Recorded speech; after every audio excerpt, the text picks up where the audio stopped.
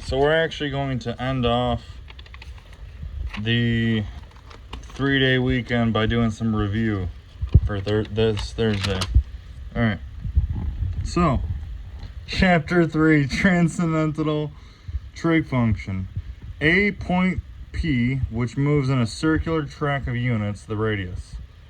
So, in Chapter 3, we were learning to find, I want to say, the volume using the disk method. Application of the integral page. I didn't put what page it was. Anyway, the disk method. The volume of the solid generated by the formula V equals pi from A to B on the integral symbol of the function of x squared d of x. Provided the function f is a continuous non-negative function of the interval a comma b. Example.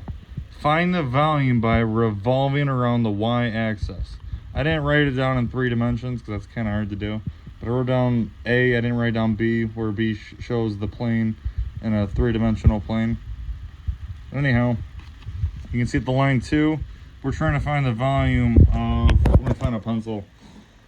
Shit, I don't have a pencil with me. I left it. Hang on, I got a pencil. Alright.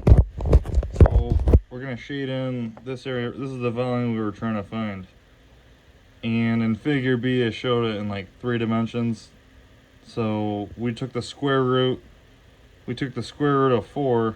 We took the square root of this, and it gave us a 1/16.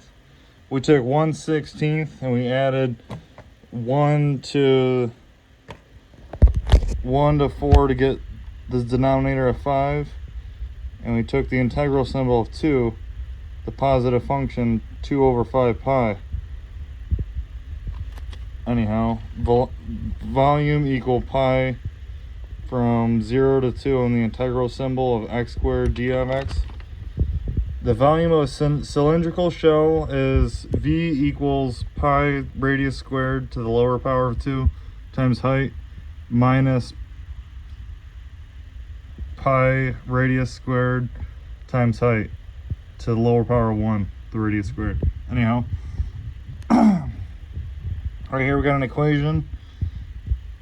R1 represents the inner radius and R2 represents the outer radius. H represents the height. You can see the height right there.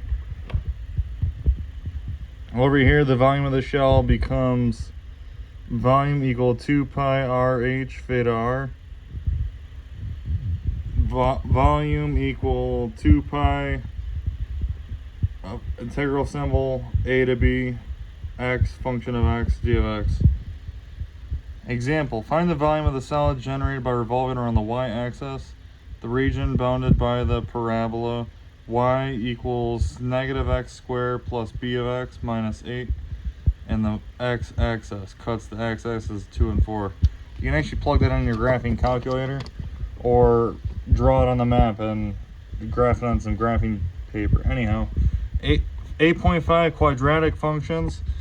Integral with the expression ax squared plus bx plus c can be simplified down by completing the square.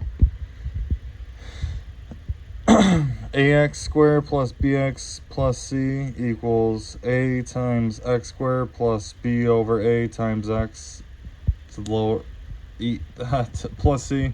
Sorry, that's a little bit of a doozy, but I'm gonna zoom out so you can take a picture of that so you can write everything down. 8.4 trigonomic substitution, where a is greater than 0, the square root of a squared minus x squared, or a squared, the square root of a squared plus x squared, or the square root of x squared plus minus a squared. We make substitutions. We can sketch a right triangle. I didn't actually finish that section. Anyhow, advanced algorithms, if you want to look at that, just Harvard lecture. Anyhow, that's all we got for the week.